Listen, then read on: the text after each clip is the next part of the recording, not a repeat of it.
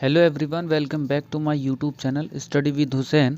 आज हम बात करने वाले हैं जॉन्डिस के बारे में, यानी कि पीलिया के बारे में। पीलिया क्या होता है, क्यों होता है, कैसे होता है, इसके सिम्टम क्या क्या होते हैं, कैसे कैसे होता है ये। तो चलिए हम बात करते हैं। उससे पहले अगर आपने चैनल को सब्सक्राइब नहीं किया है तो प्लीज़ चैनल को सब्सक्राइब कर लीजिएगा और बेल आइकन दबा दीजिएगा ताकि आने वाली नोटिफिकेशन आपको मिलती रहे। ठीक है, तो चलिए बात करते हैं।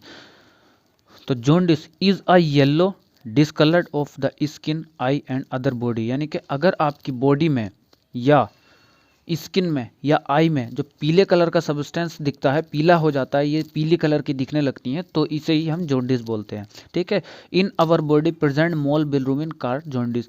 हमारी बॉडी में अगर बिलरुबिन की मात्रा ज़्यादा हो जाए, बिलरुबिन एक पिगमेंट होता है, अगर उसकी मात्रा ज़्यादा हो जाए तो ये जॉन्डिस करा देता है। ठीक है। तो नॉर्मल सीरम बिलरुबिन, नॉर्मल जो सीरम में जो होता है नॉर्मल बिलरुबिन कितना होना चाहिए, 0.2 से 0.8 मिलीग्राम पर डेसीलीटर होना चाहिए। ठीक है। और इसकी एवरेज वैल्यू कितनी होती है, 0.5 मिलीग्राम पर डेसीलीटर। ठीक है। तो ये होती है clinical condition caused when the serum bilirubin exceed 2 milligram पर डेसीलीटर। ठीक है। अगर हमारे शरीर में बिलरुबिन की मात्रा ज़्यादा हो जाए, ज़्यादा बढ़ जाए, क्लिनिकल कंडीशन में अगर हम चेक करते हैं, तो अगर इसका वैल्यू 2 मिलीग्राम पर डेसीलीटर आती है, 2 मिलीग्राम पर डेसीलीटर आती है, तो हमें जॉन्डिस हो जाता है। ठीक है। तो जॉन्डिस के कंडीशन उसमें दिखाई देने लगते हैं। ठीक है। अब इसमें क्या होता है, इसमें ये होता है कि the first site where jaundice in clinically detected in the sclera, यानी कि जो सबसे पहले जो हमारा ऑर्गन होता है, बॉडी का जो ऑर्गन होता है, जॉन्डिस सबसे पहले क्लिनिकली थ्रो पे देखा जाए, डॉक्टर जब देखते हैं तो सबसे पहले कहाँ देखते हैं, आंखों में।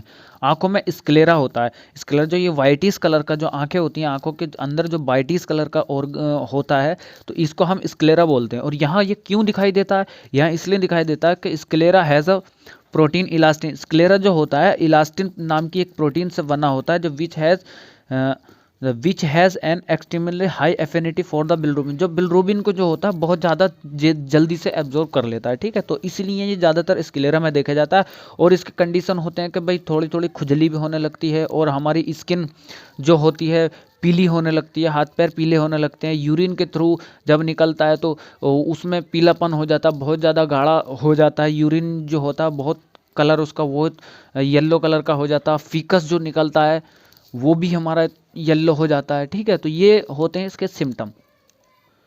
तो अब यहाँ पर सबसे पहले हम ये बात करेंगे बिलरुबिन का मेटाबॉलिज्म कैसा होता है, यानी कि बिलरुबिन कैसे बनता है हमारे शरीर में, कैसे कैसे बाहर निकलता है, कैसे बनता है, कहाँ पर पीलिया हो जाता है, जॉन्डिस हो जाता है, तो ये हम बात करते हैं। ठीक है। तो ये जो होता है मेटाबॉलिज्म, यानी कि bilirubin metabolism start with RBC. RBC have life span 120 day, यानी कि बिलरुबिन का जो मेटाबॉलिज्म स्टार्ट होता है, शुरू होता है, वो आरबीसी के साथ स्टार्ट होता है, यानी कि आरबीसी के साथ स्टार्ट होता है। और इसके जो आरबीसी का जो लाइफ स्पैन होता है वो 120 डेज होता है, यानी कि इसकी जो एवरेज डेज होती है, जो जिंदा रहती हैं जब तक आरबीसी, इनका जो दिन होता है वो 120 दिन होता है। ठीक है। तो यहाँ पर बात करते हैं कि आरबीसी 120 दिन होने के बाद, डिस्ट्रॉय होने के बाद 120 दिन का इसका लाइफ स्पैन होता है। ठीक है। अब आरबीसी जो होती है, आरबीसी जो प्रोड्यूस करती है वो हीमोग्लोबिन प्रोड्यूस करती है, जो रेड कलर का होता है। ठीक है। ये करती है हीमोग्लोबिन प्रोड्यूस। अब हीमोग्लोबिन प्रोड्यूस करेगी तो ये दो भागों में कन्वर्ट होगा, हीम प्लस ग्लोबिन। अब हीम जो होता है और ग्लोबिन होता है, ठीक है, हीम में और ग्लोबिन में कन्वर्ट होगी। ग्लोबिन जो होता है, ग्लोबिन एमिनो एसिड का बना होता है, एमिनो एसिड होते हैं ग्लोबुलिन में। ठीक है। और हीम में जो होता है, हीम में क्या होता है, आयरन होता है, आयरन होता है। ठीक है। और हीम फिर दोबारा से जो कन्वर्ट होता है वो बिलीवर्डिन में कन्वर्ट हो जाता है हीम ऑक्सीजनेस की प्रेजेंस में, यानी कि हीम ऑक्सीजनेस की, हीम के पास हीम ऑक्सीजनेस एंजाइम आएगा तो ये बिलीवर्डिन में कन्वर्ट कर देगा इसको। ठीक है। अब बिलीवर्डिन जो कन्वर्ट होगा ये बिलीरुबिन में कन्वर्ट हो जाएगा। बिलीवर्डिन रिडक्टेस नाम के एंजाइम्स के प्रेजेंस में ये जो होगा बिलरुबिन में कन्वर्ट हो जाएगा। ठीक है। जब बिलरुबिन में कन्वर्ट होगा तो फिर क्या होता है, अब बिलरुबिन में जब कन्वर्ट होगा तो ये एल्बुमिन की प्रेजेंस में जो होगा ये लीवर में पहुंच जाएगा। ठीक है। तो यहाँ पर ये सबसे मेन रखने वाली बात ये है कि बिलरुबिन जब लीवर से बाहर होता है तो अनकॉन्जुगेटेड होता है, और लीवर की प्रेजेंस में ग्लूकोरोनिक एसिड के साथ ये जब लीवर में पहुंचता है तो ये कंजुगेटेड बिलिरुबिन बना देता है, यानी कि बिलिरुबिन कंजुगेटेड बिलिरुबिन हो जाता है लीवर में, ठीक है। अब यहाँ पर क्या होता है, जब कोई पैथोलॉजिकल कंडीशन की वजह से या इन्फेक्शन की वजह से या किसी चीज़ की वजह से यहाँ से जब एक्सक्रीट नहीं हो पाता, बाइल डक्ट के थ्रू जब निकलता है, बाइल डक्ट के थ्रू जो होता है ब्लड में पहुँचता है, तब ये जो होता है यहाँ पर जॉन्डिस करा देता है, ठीक है। यहाँ पर जॉन्डिस करा देता है। अब यहाँ पे बात करते हैं कि ये यहाँ से फीकस के थ्रू यानी कि एक्सक्रीट कैसे होता है, बाहर कैसे होता है, ठीक है। यहाँ पर हम मेटाबॉलिज्म की बात कर रहे हैं, ना कि यहाँ पर पीलिए में कैसे कन्वर्ट होगा उसकी बात नहीं कर रहे हैं। यहाँ पर बताते हैं कि ये बिलिरुबिन कैसे निकलता है, कैसे बनता है, ठीक है। तो यहाँ लीवर में पहुंचा, ये कंजुगेटेड बिलिरुबिन बन गया। यहाँ से होने के बाद ये आएगा ड्यूडेनम में, लीवर से आएगा ड्यूडेनम में, जो फर्स्ट पार्ट होता है स्मॉल इंटेस्टाइन का, first part of small intestine, यानी कि जो छोटी आंत जो होती है हमारी इंटेस्टाइन जो होती है, उसका जो होता है फर्स्ट पार्ट जो होता है ये लीवर से ड्यूडेनम में पहुंचेगा। फिर ड्यूडेनम में पहुंचने के बाद जो पहुंचेगा बड़ी आंत जो होती है जैसे लार्ज इंटेस्टाइन होता है उसके कोलम पार्ट में पहुंचेगा, ठीक है, कोलोन पार्ट में पहुंच जाएगा। अब कोलोन पार्ट में क्या होता है, कोलोन पार्ट में यहां पर देखते हैं, कोलोन पार्ट में जो ये कंडीशन होगी ये यूरोबिलिनोजन में कन्वर्ट होगा, कोलोन के बाद यूरोबिलिनोजन में कन्वर्ट होगा और स्ट्रेकोबिलिनोजन में कन्वर्ट होगा, ठीक है, स्ट्रेकोबिलिनोजन में कन्वर्ट होगा और यूरोबिलिनोजन में कन्वर्ट होगा, ठीक है। अब यहाँ पर क्या होता है, ये यूरोबिलिनोजन और स्टेरकोबिलिनोजन लगभग 80%, इन दोनों को मिला के लगभग 80% जो होगा ये कन्वर्ट कर देंगे स्टेरकोबिलिनोजन में, ठीक है, स्टेरकोबिलिनोजन में कन्वर्ट कर देंगे। अब ये स्टेरकोबिलिनोजन जो होता है ये फीकस के थ्रू यानी कि पोटी के थ्रू ये हमारा बाहर निकल जाता है, ठीक है, एक्सक्रिएट हो जाता है, एक्सक्रिएट हो जाता है, ठीक है। अब जो बचा ये 20% लगभग यूरोबिलिनोजन बना, लगभग 80% तो इधर निकल गया, लगभग 10 से 20% जो हमारा यूरोबिलिनोजन बचा ये कन्वर्ट होगा रीएब्जॉर्ब इन द ब्लड, यानी कि दोबारा से ये ब्लड में कन्वर्ट हो जाएगा और लीवर में पहुंच जाएगा, ठीक है। लीवर में जो होगा दोबारा से रीएब्जॉर्ब होकर लीवर में पहुंच जाएगा और ये कन्वर्ट होगा। और जो बचेगा लगभग 5 से 6% या 7%, 5 से 6% या 7% जो बचेगा ये लगभग क्या होगा, ये किडनी में पहुंचेगा, ठीक है। किडनी में पहुंचने के बाद ये यूरोबिलिनोजन में कन्वर्ट हो जाएगा, ठीक है, किडनी में पहुंचेगा, ये जो होगा रीएब्जॉर्ब होगा, ये यूरोबिलिनोजन जो होगा कन्वर्ट होगा, पहले तो इसमें लीवर में पहुंच जाएगा, कुछ किडनी में पहुंच जाएगा, तो ये यूरोबिलिनोजन जो हो जाता है किडनी के बाद ये एक्सक्रिएट होगा थ्रू द यूरिन, और यूरिन के थ्रू ये बाहर निकल जाएगा, यूरिन के थ्रू बाहर निकल जाएगा और डिस्ट्रॉय हो जाएगा, ठीक है, खत्म हो जाएगा यूरिन के थ्रू। तो ये था मेटाबॉलिज्म, इसे हम मेटाबॉलिज्म हुआ, ये कैसे कैसे बिलिरुबिन हमारे शरीर में बना।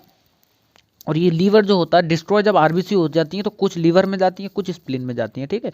स्प्लीन को हम मेन इसको बोलते हैं कब्रिस्तान भी बोलते हैं इसका, ठीक है। जब ये डेथ हो जाती है तो ये स्प्लीन में ही पहुंच जाती है, कुछ लीवर में पहुंचती है, ठीक है। अब यहाँ पर हम देखते हैं कि बच्चों में जॉन्डिस कैसे होता है। बच्चे जब पैदा होते हैं तो उनमें जॉन्डिस के लक्षण दिखाई देने लगते हैं, जॉन्डिस हो जाता है, वो कैसे होता है, क्यों होता है।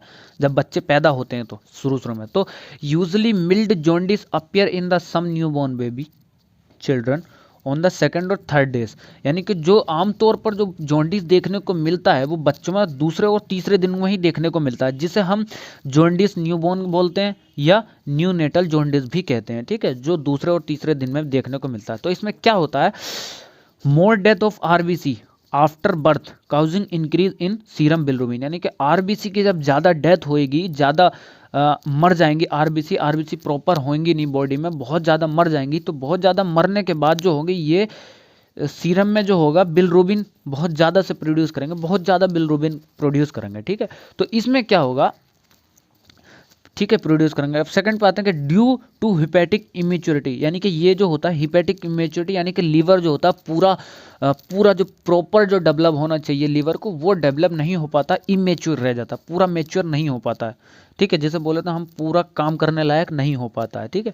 तो इसमें क्या होता है, इमेच्योर हिपैटिक यानी कि लीवर इमेच्योर रहता है, तो during intrauterine life bilirubin formed is mainly eliminated via the placenta to lesser extent by the liver, इसमें जो होता है इंट्रायूटेरिन लाइफ, यानी कि जब बच्चा गर्भ में होता है, जब बच्चा माँ के पेट में होता है, यूट्रस में होता है, तब क्या होता है कि बिलरूबिन को जब ये आरबीसी मरती हैं, आरबीसी की डेथ होती है लीवर में जाने के बाद, तो बिलरूबिन की जो डेथ होती है वो कहाँ कहाँ होती है, वो लीवर में होती है। बिलरूबिन को लीवर में ख़त्म कर देता है और प्लेसेंटा जो होता है उसका उसमें ख़त्म कर देता है। प्लेसेंटा का और लीवर का उस समय ये काम होता है कि बिलरूबिन को ख़त्म कर देना ताकि पीलिया ना हो, ठीक है। फिर आगे क्या होता है, इमीडिएटली आफ्टर बर्थ क्या होता है कि immediately after birth the liver has to eliminated all the bilirubin formed the for liver is unable to deal adequate with the increased amount of bilirubin during the first 10 day of life causing development of jaundice। अब इसमें जो होता है यानी कि birth के जन्म, बच्चे के जन्म के तुरंत बाद इसमें क्या होता है, बच्चे के जन्म के तुरंत बाद जो होता है लीवर जो होता है पूरा आरबीसी जो प्रोड्यूस होता है, बिलरूबिन प्रोड्यूस होता है, वो पूरा जो होता है ये ख़त्म नहीं कर पाता। इससे हम जॉन्डिस हो जाता है। ये लगभग 1 से लेकर 10 दिन तक जॉन्डिस, इसमें बच्चे में लगभग 1 दिन से लेकर 10 दिन तक इसमें जॉन्डिस के लक्षण दिखाई देते हैं। उसके बाद ये हल्के हल्के धीरे मिल्ड पड़ जाता है क्योंकि लीवर पूरा मैच्योर हो जाता है और जो होता है उसका बिलरूबिन का खात्मा करने लगता है, बिलरूबिन को डिस्ट्रॉय करने लगता है, जिसकी वजह से लगभग 10 या 12 या 15 दिन के बाद जो होता है ये जॉन्डिस को ख़त्म कर देता है, ठीक है। लगभग 10 दिन तक इसमें जॉन्डिस का डेवलपमेंट होता है। तो इसके यही कारण होते हैं, इसीलिए तो जॉन्डिस बच्चों में ज़्यादा हो जाता है, ठीक है। तो इसका जो होता है ट्रीटमेंट जो होता है इसमें भाई बच्चों को इसमें फोटोथेरेपी देते हैं यानी कि लाइट का सोर्स देते हैं ताकि उसे सूरज की रोशनी भी देनी चाहिए, और जो हॉस्पिटल में भर्ती करा देते हैं तो फोटोथेरेपी देनी पड़ती है, और इसको लाइट का सोर्स कराना चाहिए ताकि एकदम मतलब मेच्योर हो हमारी बॉडी और मतलब एंटीबॉडीज़ प्रोड्यूस हों हमारी शरीर में, तो ये रोग से लड़ने के लिए ताकत प्रदान करें, ठीक है। और एंटीवायरल स्टेरॉइड मेडिसिन भी देते हैं, आयरन सप्लीमेंट भी इसमें देना चाहिए। तो ये था जॉन्डिस के बारे में, ठीक है। तो ये होता पूरी प्रोसेस जॉन्डिस की, कैसे होता है, क्यों होता है। तो वीडियो अच्छा लगा हो तो प्लीज़ लाइक सब्सक्राइब जरूर कीजिएगा। Thank you for watching.